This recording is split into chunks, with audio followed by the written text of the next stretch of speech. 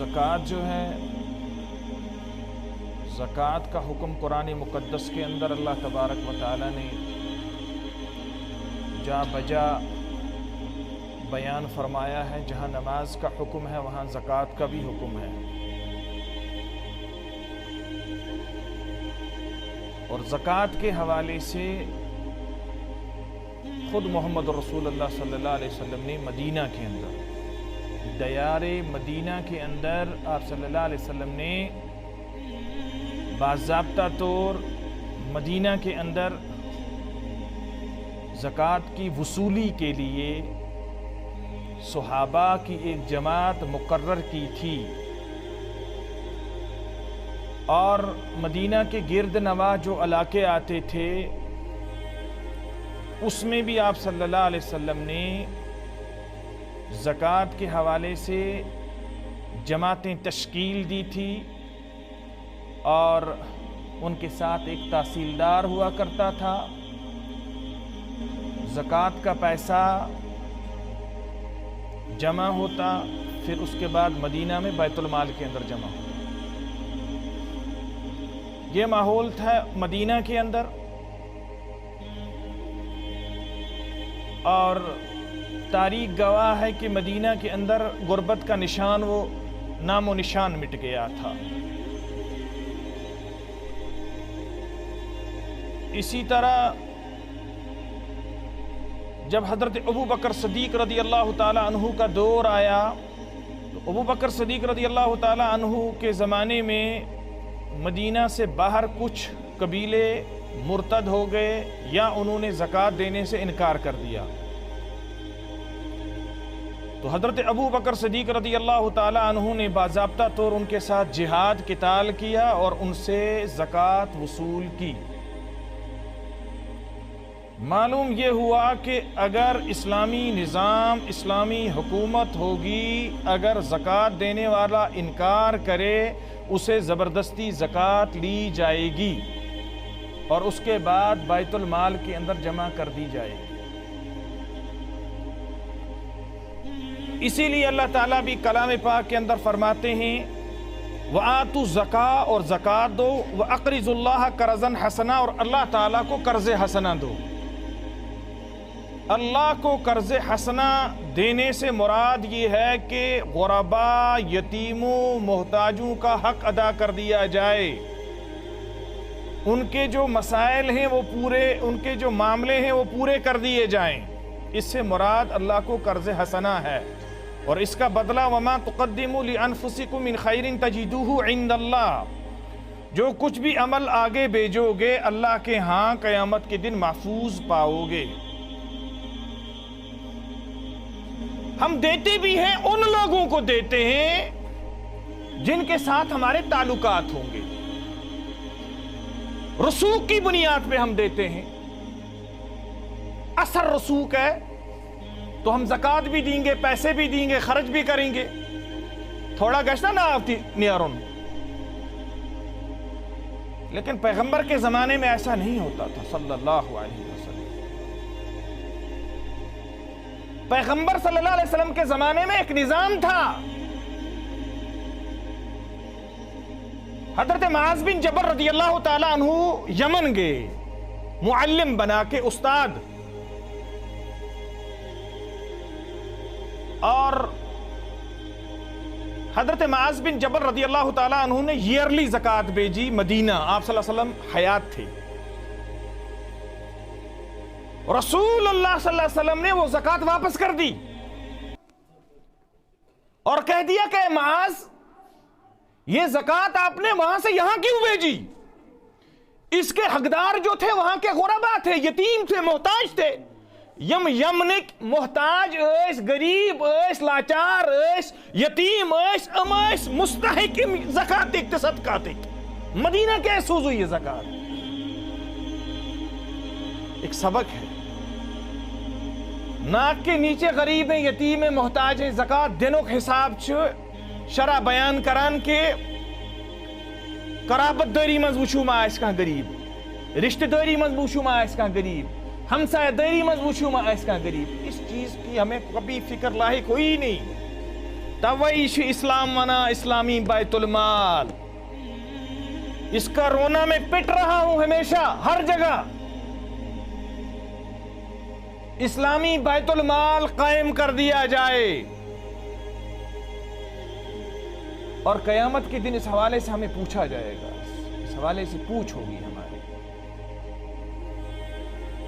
پہلے رشتہ داری میں دیکھی جائے, اگر کوئی غریب ہے, یتیم ہے, محتاج ہے, لاچار ہے, بے بس ہے, عزت نفسک چھ معاملہ آسان چھنا ضروری کہاں کری سوال کری کہاں کہ بچھس غریب.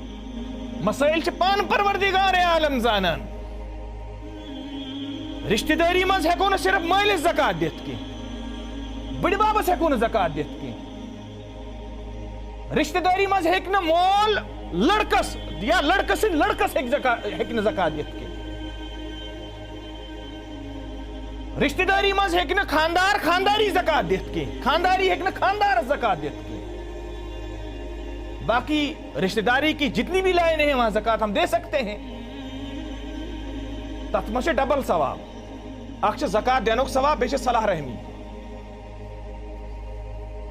تو یہ چیزیں ہیں, قرابت داری کا حق بھی ادا ہو جائے گا.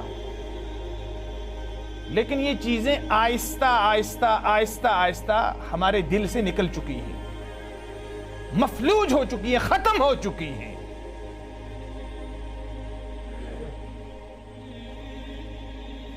حدیث میں آیا, جناب محمد الرسول اللہ صلی اللہ علیہ وسلم نے ارشاد فرمایا, آپ صلی اللہ علیہ وسلم نے فرمایا کہ معراج میں نے ایک قوم دیکھی جن کے شرمگاہوں کے آگے پیچھے بچھو اور سانپ لپٹے ہوئے تھے. یہ لوگ جہنم کے پتھر اور کانٹے کھا رہے تھے, جیسے اونٹ چارہ چرتا ہے, کھاتا ہے. میں نے پوچھا جبرائیل یہ کون لوگ ہیں؟ فرمایا یا رسول اللہ صلی اللہ علیہ وسلم یہ وہ لوگ ہیں جو دنیا کے اندر اپنے مال کی زکات نہیں دیتے تھے, اپنا مال اللہ کے راستے میں نہیں دیتے تھے. یہ وہی لوگ ہیں. اور اللہ کے راستے میں خرچ کرنے سے اللہ پاک مال پاک کرتے ہیں, مال بھی پاک ہو جاتا ہے اور مال بھی بڑھتا ہے, برکتیں آ جاتی ہیں مال. رسول اللہ صلی اللہ علیہ وسلم نے ارشاد فرمایا جب لوگ زکات دینی بند کر دیں گے, اللہ کے راستے میں دینا بند کر دیں گے, وقت پر جب ان کو بارش کی ضرورت ہوگی اللہ بارش بند کر دیں گے. اس وقتی طور ان پر جو وقت ضرورت ہوگی بارش کی, پانی کی ضرورت ہوگی, اس وقت بارش نہیں برسے گی.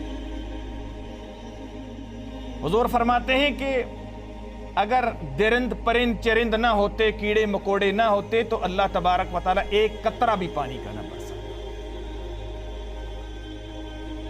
قرآن کہتا ہے وَالَّذِينَ يَكْنِزُونَ الذَّهَبَ وَالْفِضَّةَ وَلَا يُنْفِقُونَهَا فِي سَبِيلِ اللَّهِ, جو لوگ سونا چاندی جمع کر کے رکھتے ہیں. والذین یکنزون الذهب والفضة, جو لوگ سونا چاندی جمع کر کے رکھتے ہیں. ولا ينفقونها في سبيل الله, اللہ کے راستے میں خرچ نہیں کرتے. سورہ توبہ کے اندر فرماتے ہیں اللہ پاک فبشرهم بعذاب علیم, ان لوگوں کے لیے دردناک عذاب کی خبر سنائیں یا رسول اللہ صلی اللہ علیہ وسلم. یوم یہما علیہا فی نار جہنم, جس وقت جہنم کے اندر سونا چاندی پیسہ بینک بیلنس تپایا جائے گا. فَتُقْوَى بِهَا جِبَاهُهُمْ وَجُنُوبُهُمْ وَظُهُورُهُمْ, پھر یہ پیسہ, یہ سونا, یہ چاندی جمع تپا کے اس کی پیشانی داغی جائے گی اور اس کی پیٹ داغی جائے گی. تو کہا جائے گا ہذا ما کنزتم, یہ وہ مال ہے جسے تو جمع کر کر کے رکھتا تھا, اللہ کے راستے میں خرچ نہیں کرتا تھا. یہ وہ خزانہ ہے, یہ وہ بینک بیلنس ہے.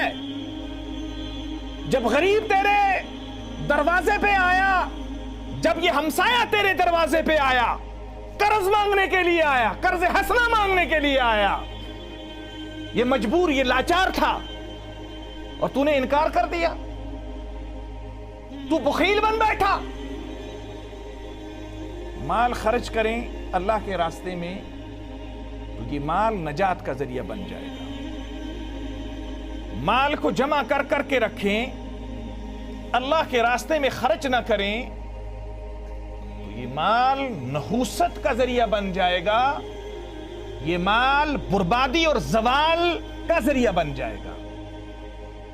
اور یاد رکھیں، جو آدمی بخل سے کام لیتا ہے، بخل سے حرص، تنگ دستی پیدا ہوتی ہے، اور بخیل جو ہے اسے کبھی سکون بھی حاصل نہیں ہوتا، کبھی اور قطعی طور اسے سکون حاصل نہیں ہوتا۔ اور حدیث میں آیا، رسول اللہ صلی اللہ علیہ وسلم نے فرمایا،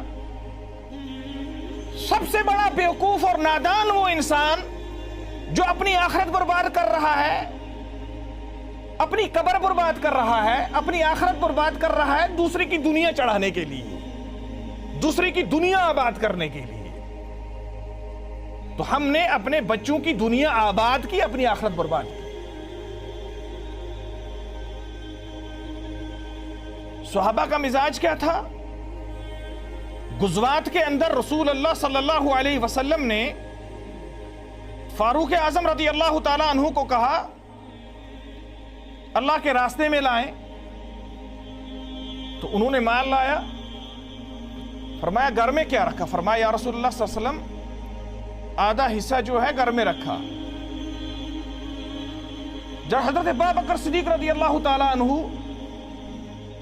سے آپ صلی اللہ علیہ وسلم فرمایا کہ اللہ کے راستے میں لا، تو انہوں نے آپ صلی اللہ علیہ وسلم کے سامنے اپنا مال لایا۔ آپ صلی اللہ علیہ وسلم فرمایا کہ گھر میں کیا رکھا؟ فرمایا یا رسول اللہ صلی اللہ علیہ وسلم گھر میں اللہ اور اللہ کے رسول کا نام رکھا، سارا اللہ کی راستے میں فدا کر دیا، قربان کر دیا۔ یہ تھے وہ مالدار صاحب ثروت لوگ۔ اور حدیث میں صاف آیا، حضرت ابو ہریرہ رضی اللہ تعالی عنہ بیان فرماتے ہیں کہ نبی علیہ الصلوۃ والسلام نے ارشاد فرمایا، نبی نے فرمایا کہ جو اپنے مال کی زکوٰۃ نہ نکالے، اللہ کے راستے میں غریبوں، یتیموں، محتاجوں پہ خرچ نہ کرے، کل قیامت کے دن اس کا خزانہ، اس کے پیسے سانپ کی شکل میں لائے جائیں گے، اور اس کے بعد اس سانپ کو اس کے گلے میں ڈال دیا جائے گا، اور یہ سانپ اسے ڈسے گا اور کہے گا انا مالو کا، میں تمہارا مال ہوں، انا کنزو کا، میں تمہارا خزانہ ہوں۔ رسوا کر دیا جائے گا محشر کے میدان میں یہ انسان جو اپنے مال کو جمع کر کر کے رکھتا تھا، لیکن اللہ کے راستے میں خرچ کرنے کی توفیق اسے کبھی ملی ہی نہیں۔ اک انسان وچھو کاشرن مز کیا پریشانی چھ، ایسے صاحب ثروت، ہم لوگ زکوٰۃ ادا نہیں کرتے، فرضی زکوٰۃ ادا نہیں کرتے، البتہ ایئرلی نیاز کرتے ہیں۔ ہم لوگ نیاز کو ہم سمجھتے ہیں کہ شاید ہمارا حق پورا ہو گیا۔ یاد رکھیں، نیاز ایک الگ مسئلہ ہے اور زکوٰۃ دینی ایک الگ مسئلہ ہے، اور یہ قرآن کی متعدد آیات اور نص قطعی سے ثابت ہے۔ نیاز کرنے سے زکوٰۃ ادا نہیں ہوتی، نیاز کرنے سے زکوٰۃ ادا نہیں ہوتی، کیونکہ نیاز میں امیر بھی ہوتے ہیں اور غریب بہت کم ہوتے ہیں، لہذا وہ نفلی صدقہ ہوتا ہے۔ نیاز کو ہم کہیں گے زیادہ سے زیادہ نفلی صدقہ، اگر کرو گے تو ٹھیک ہے، نہیں کرو گے تو کوئی گناہ بھی نہیں ہے۔ زکوٰۃ وہ چیز ہے کہ یہ کلی طور دینی ہے، نہیں دو گے تو مطلقاً گناہ کبیرہ کا مرتکب ہو جاؤ گے۔ اچھا، پھر شریعت نے ایک نظام قائم کیا ایک اصول رکھا کہ بھائی زکوٰۃ کن کو دینی ہے اللہ کے راستے میں، اس کا بھی طریقہ، اس کے اصول بھی رسول اللہ صلی اللہ علیہ وسلم نے ارشاد فرمائے۔ جن کے پاس 612 گرام چاندی، 52.5 تولہ چاندی، اس کی قیمت جو اگر اس پہ سال گزر جائے یہ 46,000 روپیہ بنتا ہے، تو اس کا 2.5% جو ہے اللہ کے راستے میں دینا لازم اور منظور ہے۔ چلنے حجت بازی کی، چلنے حجت بازی، کیسے کہ نبی نے فرمایا بنی الاسلام علی خمس، اسلام کی بنیاد 5 چیزوں پر ہے۔ شہادت ان لا الہ الا اللہ واشہد ان محمدا عبدہ ورسول، پہلا کلمہ توحید، واقیم الصلاۃ وآتوا الزکاۃ وصوم رمضان والحج، یم چھ 5 پلر اسلام، ان پلروں میں چھ زکوٰۃ بھی ہے۔ اب دیکھیں یہ تو ہوا 612 گرام چاندی، اس پہ سال گزر جائے اپنی ضرورت اصلیہ سے زائد تو یہ 46,000 روپیہ آس پاس بنتا ہے۔ گرچ نوشتی، گرچ کور تھی، مج تھی، ان کے پاس سونا ہے، ان کے پاس زیورات ہیں، ان کو بھی زکوٰۃ نکالنی جو ہے، اگر یہ نصاب کو پہنچی ہوئی ہیں، ان کے پاس بھی اگر اتنا سونا، اتنی چاندی، اتنا پیسہ، اتنا مہر ہے جو 46,000 کے آس پاس ہے، تو ان کو بھی زکوٰۃ دینی فرض ہے۔ اگر یہ نہیں دیں گی یہ بھی گناہگار ہو جائیں گی۔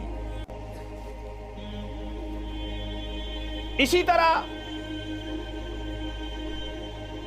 بیڑ بکریوں کی زکوٰۃ بھی ہے، اونٹوں کی زکوٰۃ بھی ہے، گائے بیل جو ہے ان کی بھی زکوٰۃ ہے۔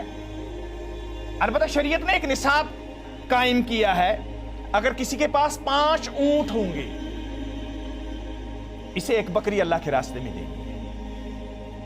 اگر کسی کے پاس 30 گائیں بیل ہوگی، 30، اسے بھی 1 گائے اللہ کے راستے میں دینی ہے۔ اگر کسی کے پاس 40 بیڑ بکریاں ہوں گی، بیڑ یا بکریاں، تو اسے 1 بکری اللہ کے راستے میں دینی ہے۔ تو آئیے ہم اپنا ایک مزاج بنائیں، اللہ کے راستے میں صدقہ دیں، زکوٰۃ دیں، اور اپنے علاقے میں جو غریب ہیں، جو محتاج ہیں، اپنے رشتہ داری میں جو غریب ہیں، یتیم ہیں، محتاج ہیں، ان کی مدد کریں۔ ماہ مبارک کا پیغام یہی ہے۔ اسی طرح اپنے ہمسایہ داری کی لائن سے اگر کوئی غریب ہے تو اسے بھی، اس کی بھی معاونت کریں، اس کے بھی حقوق ادا کریں۔ بصورت دیگر یہ پیسہ، یہ مال، یہ سونا، یہ چاندی ہمارے لیے وبال بن سکتا ہے اگر ہم نے اللہ کے راستے میں خرچ نہیں کیا۔